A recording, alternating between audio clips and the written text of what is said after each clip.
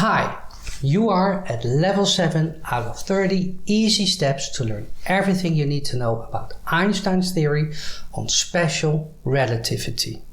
Have you always been curious about what it is all about, but either feared its math or its complexity? Then this is especially for you. This is level 7, which is episode number 1 of season number 2. And we are going to talk about sinkholes and water whirlpools and the mathematical concepts behind them called divergence and curl. It will be the last piece of math we need on Einstein's mountain. You will only need to learn about the concepts. If you want to, we go further, but you don't have to. And to spice it up, there's a true love story here. So enjoy. GP, hit it!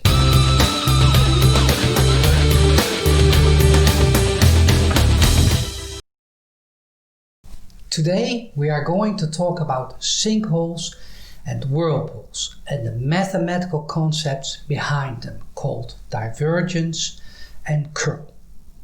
If you're new to the story, my name is Tom and I am on a mission. My mission is to get everyone on top of Einstein's mountain and fully understand the theory of special relativity. If you want to have an introduction in the levels, I would recommend go see level number 1, in which I introduce them to you all. But now let's talk about sinkholes and whirlpools. Imagine we are flying a helicopter and we're looking down on the ocean. And the whiteboard is the ocean. And we can see how the water flows in the ocean. And let's make an imaginary square on top of the water. And see how water flows in and flows out. Let's say we see water flowing in this imaginary cube, if it's three-dimensional, and let's say we see 100 liters is flowing in each second. And let's say in normal life we also see the water going out of this imaginary cube, square, and let's say, we also see 100 liters per second going out. That makes sense, right? But let's say it's not 100 that goes out, but only 10 liters go out. So we see every second a lot of water going in and not so much water going out. Water is disappearing. 90 liters each second is gone. There is some secret hidden sinkhole inside our imaginary cube, and it swallows some of the water. Not all of it, but some of it. Physicists and mathematicians say then that we have divergence. Divergence, let me write it down. And in this case, because water is disappearing, they say it's a negative divergence. Now let's see the opposite. Let's look at the same square, but instead of 100 liter coming in, 100 liter is getting out and only 10 is coming in. So I'm reversing the field, the flow field of the water. So I'm taking these all the way. A little bit of water comes in, but a lot of water goes out. In this case we say there is divergence, and this divergence is bigger than 0. And that's all there is to it. Divergence. Let's look at the second phenomena, the phenomena of whirlpools. Again, we are flying our helicopter across the ocean, and we see, when we look down, water spinning in such a way.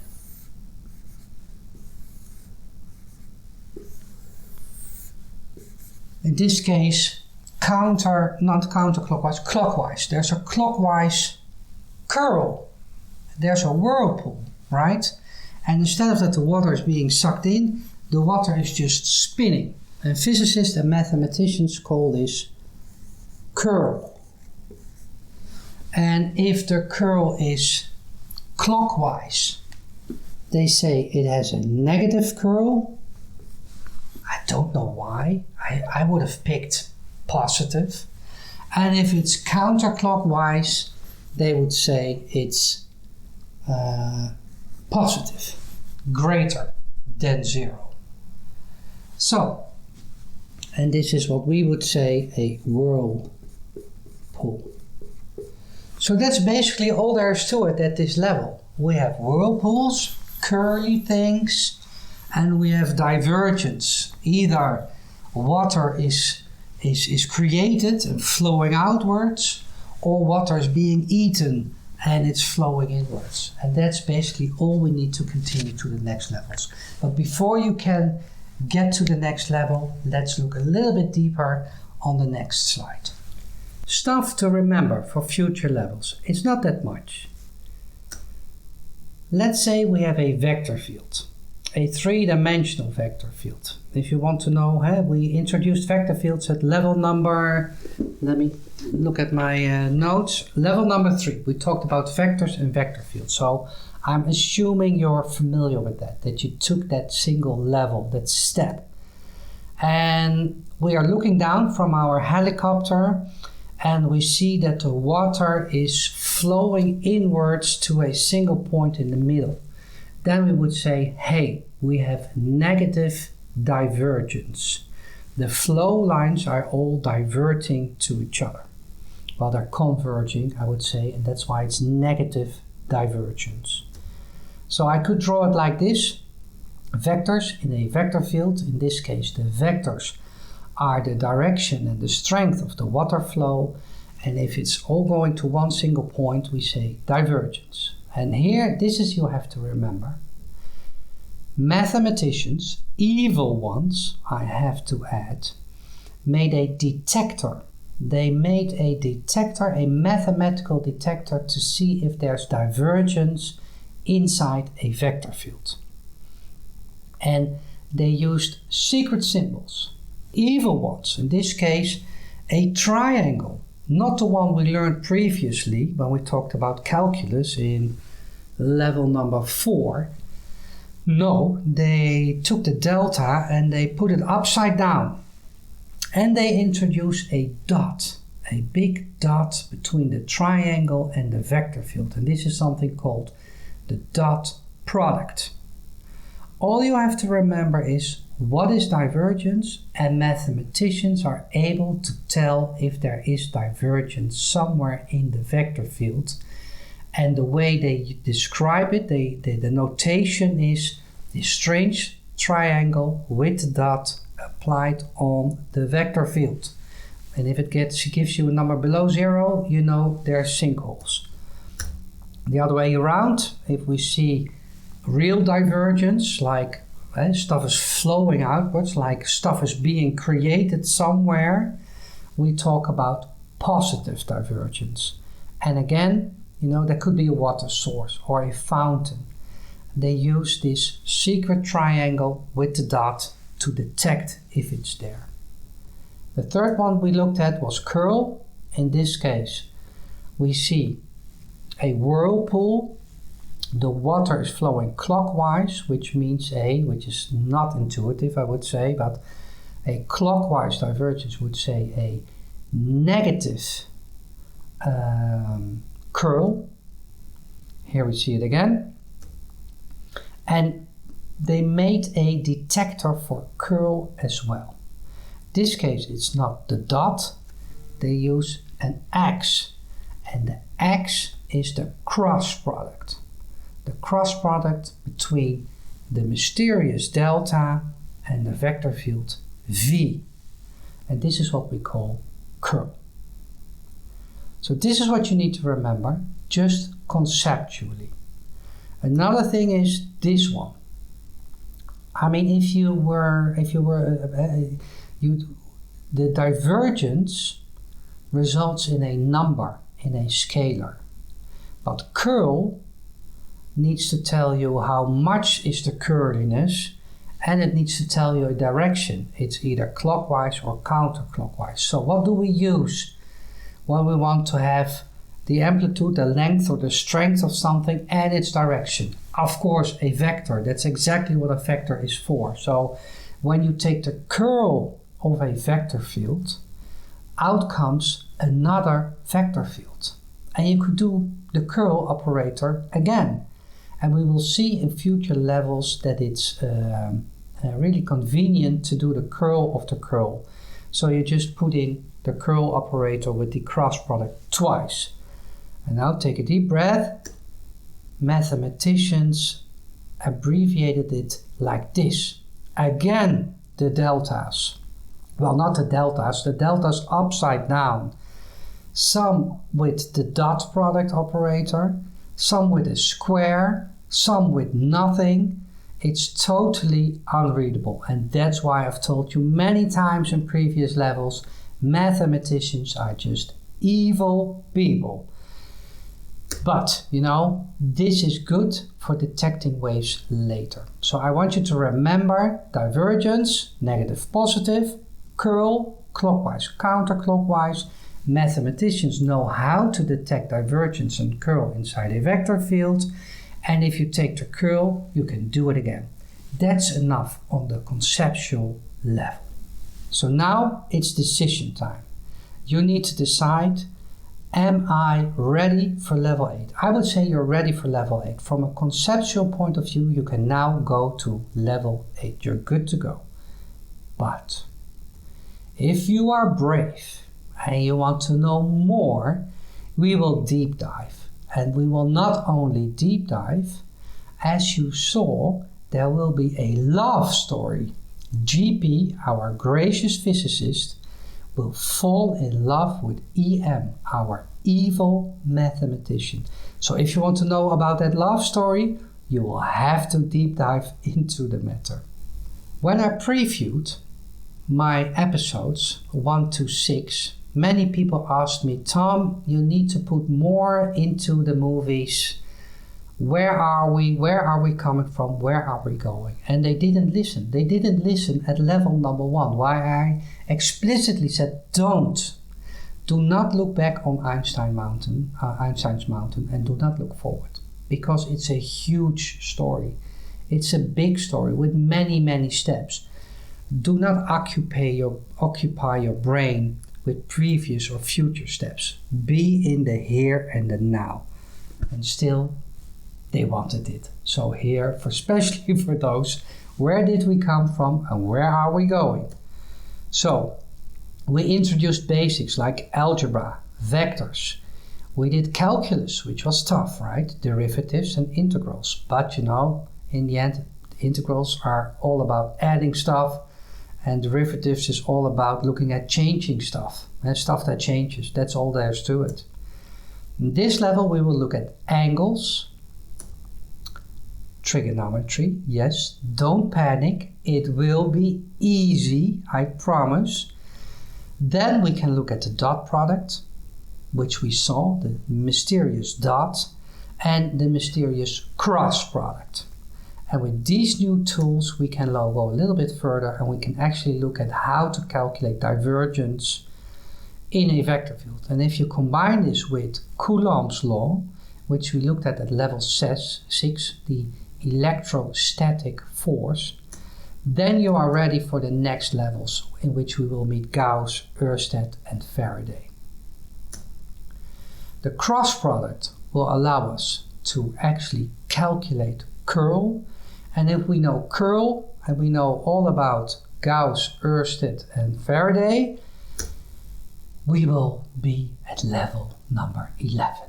Maxwell's equations. I mean, all the previous levels, 1 to 10, were all meant to go to level number 11. 11 will be our base camp on the mountain where we rest. Here is where all levels come together.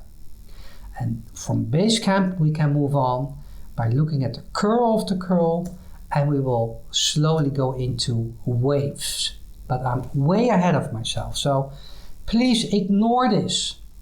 Please be in the here and now, level number 7, divergence and curl.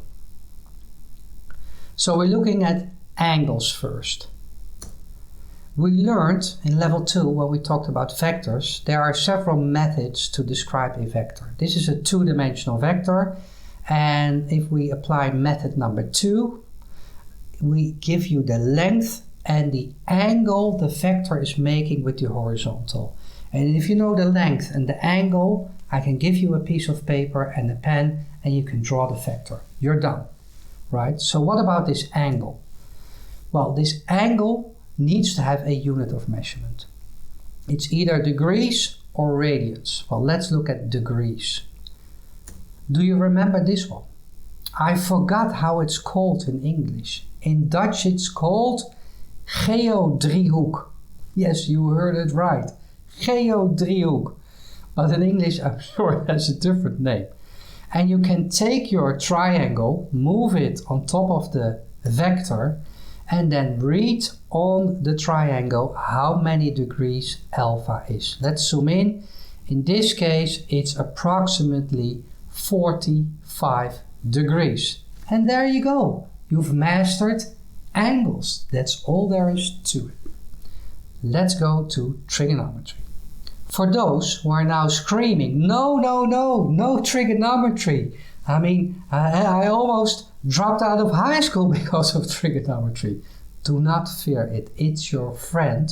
And the good thing is, it's all done for you. You don't have to do it yourself. So here again, we have our vector. But there's a different method to describe that same vector, and that's using its components. You could have the x component of the vector and the y component of the vector. If I would give you a piece of paper and told you the somewhere, you know, the black dot is where in the universe are we going to determine the vector. So I give you the somewhere. There needs to be a some time, so the clock is reading some time as well. And I give you the x and the y component, you can draw this vector as well. So it's a completely different way of drawing the vector, either length and angle or x and y component. And then the question, you know, comes up, can we go from with method number 2 to method number 1? Yes, we can, thanks to trigonometry. Here it is. The x component of the vector is the same as the length of the vector multiplied by the cosine or cosinus, I'm not sure. In Dutch it's cosinus, cosine of the angle alpha. And the y component is the length multiplied with the sinus of the angle, sinus, sine. And then you think, well, Tom, what are those functions, right? And here's the good news. They are in your mobile phone, in your apps, in your computer, in your calculators. They are everywhere. It's just a table. And the table tells you, give me the angle and I will tell you what the cosine or the sine of that angle is. So you just take your calculator, you punch in the angle, hit cosine, multiply it with the length of the vector, and you will get the x component. And in the same way you can calculate the y component as well. It's that easy. There's nothing more to it. You've mastered trigonometry. Good to go. Let's move forward to the dot product. The dot product of two vectors. Let's look at its definition first. Try not to think, just follow the definition. In goes two vectors. Vector 1 and vector number 2. And in between is the dot. It's an operation on both vectors, and out comes a number, a scalar. And it has a definition. Here we have the two vectors with their x, y, and z components. They are somewhere, sometime. Always remember the somewhere, sometime when we're dealing with vectors here. And this is how you calculate the outcome. You multiply the x components and you add plus the multiplication of the y components of the two vectors plus the multiplication of the z components or the z components of the vectors, and you get some number. And this is it.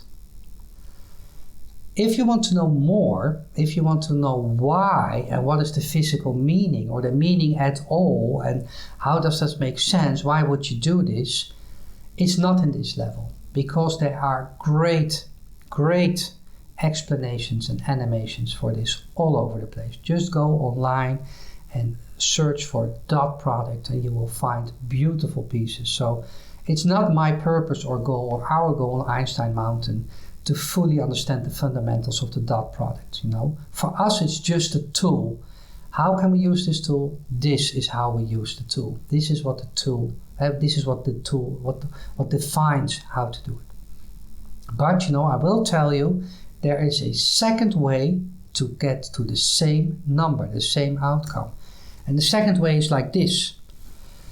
You could multiply the length of the first vector with the length of the second vector with the cosine of the angle between the two vectors. That will give you the same number. So it's just another way of doing the same, taking the dot product of two vectors. So it's the same. The nice thing is, if vectors are perpendicular to each other, the angle is 90 degrees. And the cosine of 90 degrees is 0. So if the dot product between two vectors turns out to be 0, these vectors are perpendicular to each other. Same if they are aligned, they are parallel, the angle is 0 degrees, the cosine is 1, so that if the dot product turns out to be the length of vector 1 times the length of vector number 2, they are perfectly aligned. And if it's another number, then it's somewhere in between. So you could say the dot product is also a very good tool to see whether vectors are aligned or totally not aligned. Extreme case, perpendicular, or somewhere between. That's a very good use for the dot product. So this is it. You've mastered the dot product. Let's continue. Now we look at divergence. Again, I'm going to repeat what we've already learned. Yeah, so we have divergence, negative, stuff disappearing, and we have positive divergence, stuff being created out of nothing. And then we told you, we looked at how mathematicians would detect this divergence, and they do this with the dot product. And we just talked about the dot product. So now we have to take a look at the mysterious triangle. What is this triangle before we can continue? Let's have a look. We're doing 2 dimensions right now, not 3, but 2 to make it easy. Let's say we pick a somewhere in the universe, x and y. It's a location. It's not a vector, it's a location, somewhere. And we pick a time, some time, t.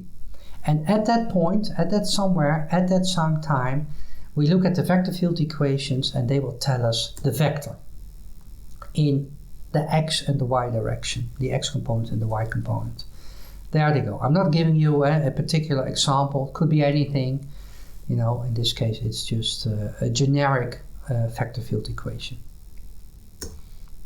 And then the divergence at that somewhere, at that sometime in that specific vector field can be calculated by taking the partial derivative in the x direction of the x component of the vector. plus the partial derivative in the y direction of the y component of the vector. If your head starts spinning, it's okay. Let's make it visual. So here we have a somewhere, the black dot. And there is a vector, and vector 1, and it's being described by the vector field equations. Let's say you are swimming in the ocean at the black dot. You're blindfolded and you need to know whether you are near a sinkhole or a water fountain. What would you do? I mean, if you visualize it, if you feel that the water lines are going outwards or inwards, you know you're near a sinkhole or a water fountain. So how would you do this? You would poke around. You would feel like the water at your position, and you would place your finger a little bit down the road and see if the water is there faster or slower or in a different direction, and you would do it over here. And if you feel like everything is going like this around you, you might be very close to a sinkhole or a water fountain. And that's exactly what happens. Here I drew two different vectors poking around. And if you extend those vectors, you can see you're probably, in this case, very near a water fountain because the water is flowing away from each other around you. And then it makes sense, because if you know what a partial derivative is, and if you find it difficult, please revisit level number 4. But the change of the x component of the vector when you change your position in the x direction is simply the x component of vector 2 minus the x component of vector 1 divided by the change in the x direction. And you add the change in the y coordinates between v1 and v3, and you divide it by the change in the y direction, which was delta y. And if those are more than 0, you are probably experiencing divergence. And this makes sense, right? I mean, the equations might be hard, but if you visualize it, you feel those flows, you know, it's divergence. And evil mathematician, my great friend, where is he? Here he is telling this to our gracious physicist. Here she is. And she finds it really easy to follow. Since she's imagining herself on the ocean, blindfolded, and touching the water around her to see if the water is going outwards or inwards. And she said, this is just so beautiful. Maybe he's not that evil as I thought.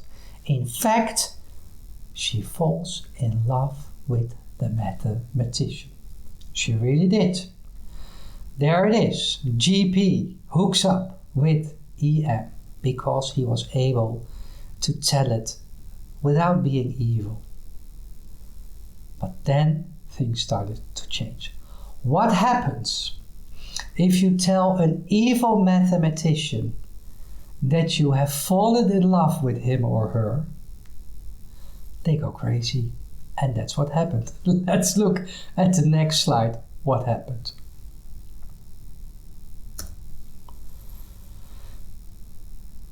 So EM, our mathematician, he's excited, and he thinks, oh, she loved it, she liked it, oh, I need to give her more.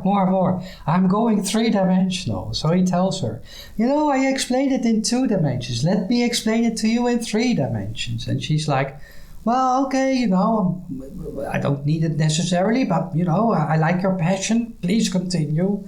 So he tells her in 3 dimensions. So again, he picks a location in 3-dimensional space in this case. So somewhere, x, y, z, a sometime t.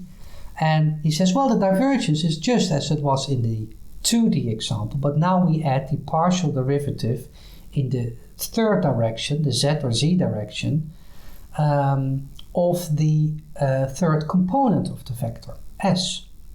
And she's like, okay, thank you for making it more generic, and now we can do it in 3D. I'm happy, this is good. No. He's so excited. No, wait. I can write it like this. And she looks at the paper, what am I looking at?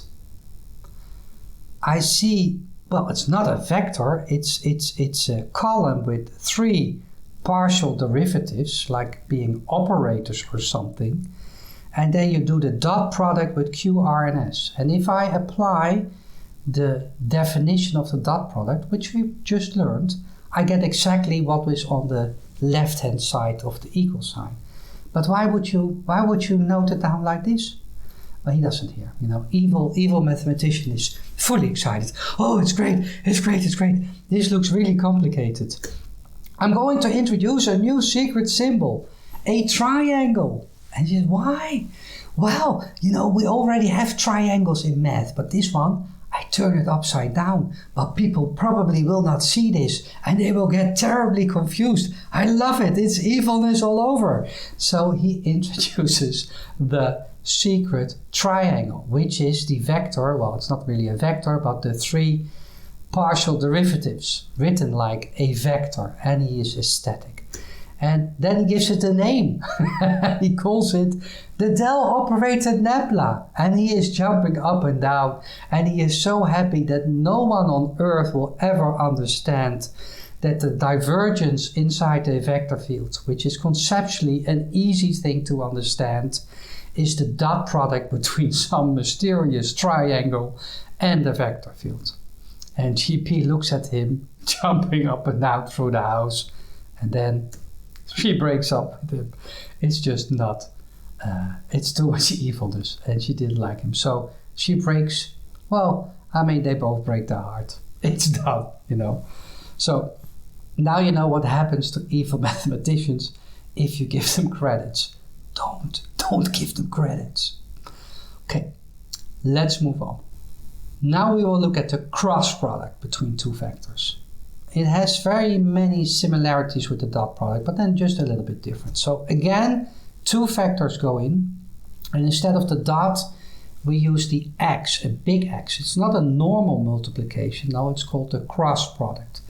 And out comes not a scalar, not a number, but a vector number 3. And this is how it's defined. Just have a look at it. As you can see, it's a little bit more complicated, right? You have to multiply the y component of vector number 1 with the z component of vector number 2, and then subtract the z component of vector 1 with the y component of vector number 2, etc., etc.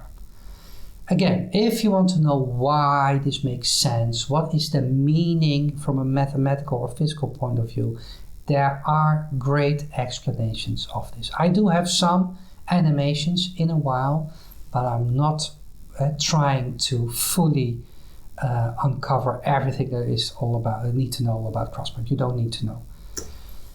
Let's do it. Let's make it easy again. Let's pick 2 vectors. Here are 2 vectors. You know now how to calculate the 3rd vector. So pause the video and do it, because I will reveal the 3rd vector in a second, and you can see if you got it right. Here it is. Yeah, did you get the same result? It's just following the definition, multiplying and subtracting numbers, and you get to the 3rd the 3rd vector, the output vector. Well, just as we saw with the dot product, there is a second method to get to the same vector. And it's this. It's almost similar to the dot product. It's, again, the length of the first vector multiplied with the length of the second vector, and then multiplied not by the cosine, but in this case the sinus of alpha. And then we see a mysterious vector n. And we need a vector in there because v3 is a vector. It's not a scalar. So what is n? Well, n is a vector that's perpendicular to both v1 and v2. And there can only be one. Well, it could be in a negative positive direction, but if you have a single vector, you can have many choices how to be perpendicular to that single vector. But if you add a second vector, then there's only one way to get the normal. And it's a unit vector, which means it has a length of 1. Well, this might, puzzle your brain, so let me try to visualize this a bit. Here we have a frame of reference. It's a shiny frame of reference. Why? I like shiny, so that's why. Let me spin it so you can see its shininess. There it is. And now we put in the two vectors. Here they are, v1 and v2. And to find the direction of the third vector, v3, it needs to be perpendicular to both of these vectors. So step 1 would be draw a plane, a flat surface through both vectors. It will look like this. Let me show you. Here we have a plane going through both vectors, and we know whatever v3 will be, it will be perpendicular to this plane. And in the next animation I will show you. And I have to zoom out because when you deal with vectors, a lot of the times the vectors grow big very quickly. And I did not scale it down here. So here you see in yellow the third vector, and it's large. And now just something that's nice to know. You don't have to remember all this. You only have to remember the definition of the cross product. But it turns out that the length of the third vector, v3, is the same as this yellow surface area. So the two vectors, they make up a parallelogram. And if you take the surface area of this parallelogram, you get the length of v3. And you already knew the direction because it has to be perpendicular to v1 and v2. And now you can draw v3. Again, if you want to know more about the logic and the meaning of the cross product, you can go online and find great examples of them. Here we only did it because it's being used when we talk about curl. So that's next. Let's look at curl. Curl inside a vector field. Remember curl. The flow lines of the vector field are curly, they are circular. So again, let's have a vector field, 3 dimensions. And in this case, if we look on top of this vector field, we see that there is curl. And we also talked about how mathematicians can detect this curl. And they do this by taking the cross product, we just looked at the cross product, between the secret triangle, which we now know is the del operator nabla, and the vector field. And it will give us a vector. And if the vector is a non-zero vector, we have curliness. So let's just do it, Don't think about it. Just follow the definition. We put in nabla and the vector, and we do the cross product, and out comes v3, in this case, the curl. And if you just follow the definition, it's just the same as taking a lot of partial derivatives, subtracting them from each other, and you get 3 numbers in a column, which is again a vector. And if this vector is not 0, you know there's curliness. If it's below 0, it's curliness with the clockwise, and if it's below 0, it will be, no, it's the other way around. Below 0, it's clockwise, counterclockwise is above 0, more than 0, positive. That's it. You've mastered curl. Congratulations. Let's move on. Now we are going to do the second deep dive. It's like rock climbing. You don't have to. You can go now to the next level. You are excused. But if you want to know a little bit more, we will have to look at curl of the curl.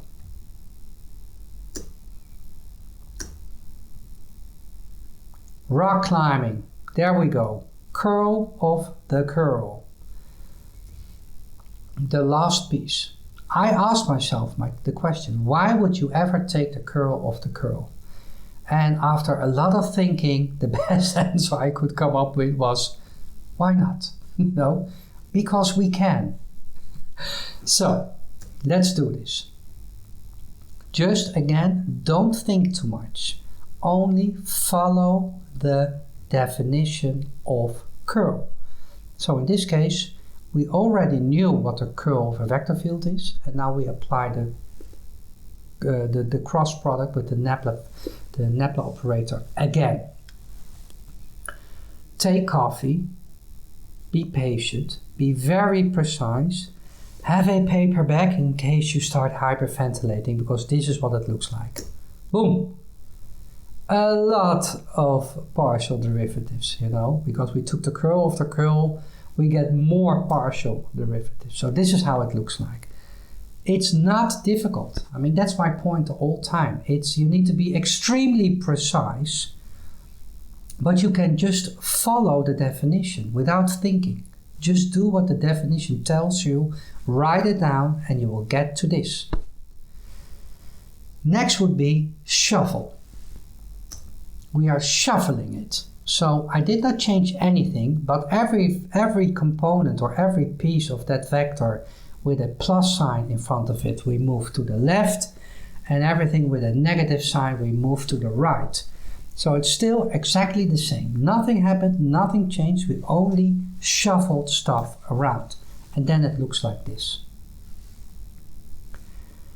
Next is again shuffling. We are shuffling within the first vector, which had all the positive components, to get the partial derivatives to x, y, and z outside of the brackets. So just pause the video, take a deep breath, sip your coffee. Nothing changed. We only shuffled. That's all. Next slide, I will repeat this last outcome, this last result for the next step. So here is where we left off on the previous slide. Now we will do some evilness. We will add stuff to this expression, but if you add it, you also have to subtract it, right? I can say this is the same as this whole thing, plus 3 minus 3. That's legitimate to do so. Plus 100 minus 100. I'm going to add something else and also subtract it. I'm going to add partial derivatives in the red. There they are. Partial derivatives, 3 of them were added to the equation. But then I need to take them down as well. And that's what I did in the purple, because there's a minus sign between the two vectors. In the first vector they are added, in the second vector they are taken down. So stuff is being added and the same stuff is being subtracted. This is fine. And now we shuffle again, because then you will understand why this was done. If you look at the first vector, the one with all the positive components, by adding the stuff in the red ellipse, you recognize divergence. Suddenly, if you take the curl of a vector field, you see divergence popping up. So they are related somehow. It's difficult because they take partial derivatives of the divergence, but still, it's nice to see this happening. And in the purple, we took stuff down again, but because we see a lot of symmetry in the vector with the minus sign in front of it, right? We see it's always twice the partial derivative in the x, y, and z direction, dunk, dunk, dunk, and it's the first component is q, q, q, second r, r, r, third s, s, s. So a lot of symmetry. You could almost remember this. Well, no, I can't, but you could, you could remember this on the top of your head. So this is it. This is the curl of the curl. And we will put this to use in one of the most exciting levels of all, which will be, I think, level number 14. We will use the curl of the curl, and then, the whole world of physics will be turned upside down. I mean, it will be crisis all over. So that's why we are now looking at the curl of the curl. But for mathematicians, this wasn't good enough, because in the green, you see something that's readable, understandable. You can only interpret it in one way, and that's not something evil mathematicians like. No. So they introduced this equation. He said, well, maybe we could, make it a little less easy. Let's make it more complex, and let's be lazy and not write down what we are doing. So they came up with this expression with a lot of triangles in there, and you see them 3 times, and all 3 times they are different things. I mean, that's just super evil. That's evil squared, is it? I mean, so divergence we know. We're comfortable with divergence. But that first triangle, now it's called the gradient. And we're not doing so it's not really the Nabla operator in a dot product. No, it's a gradient operator in something called a dyadic product. Okay, whatever. And then there's this triangle squared. They called it the vector Laplacian. You do have to know Laplace is a famous mathematician, so they honor him, or maybe he even came up with it, I don't know. But this thingy squared is called the vector Laplacian. This is totally unreadable, right? And you can make mistakes very quickly using these signs, this kind of notation. So please do not remember this. If you want to remember this, remember the stuff in the green. So you have mastered curl of the curl. You were very brave if you came all the way to this point. So now we are going to close. Curl of the curl in your personal life. When I preview these episodes to some of my friends, I get feedback, and that's great. And sometimes I have to reshoot or have stuff flying in the window when I make mistakes. And this is good, because I want to get rid of the mistakes. And I make mistakes, of course. But one of my best friends is called Ronald. And Ronald, he always asks me, Tom, what do I get out of this when I watch your movies? And I gave him the obvious answer. You will discover science. You might fall in love with science. You might appreciate the greatest minds ever lived. And you might, all those wonderful things. And you might appreciate that these physicists and mathematicians make everything possible in your current world. That was not a good answer. No, he wanted to know, does it make my life more easy or cheaper? And I said, no, it doesn't. But here we go, Ronald, especially for you. Imagine your wife comes down the stairs and you tell her, darling, your hair looks great. If you tell her this all the time, she might not give you points. She's thinking like, oh, he's making this compliment, but it's not authentic. He's just saying it, and I give him negative points for telling me that my hair looks great. So next time, Ronald, when she comes down the stairs, darling, the dyadic product of the gradient with the divergence minus the vector Laplacian of the vector field of your hair is stunning today. And that, Ronald, might give you points. I want to thank you all for this very long and difficult level. It's the last piece of really difficult math that you've mastered. So if you went to the deep dive and the deep dive, I mean, you're really brave and courage and patience and it's wonderful. So again, thank you very, very much, and I hope to see you at level number 8. GP, hit it.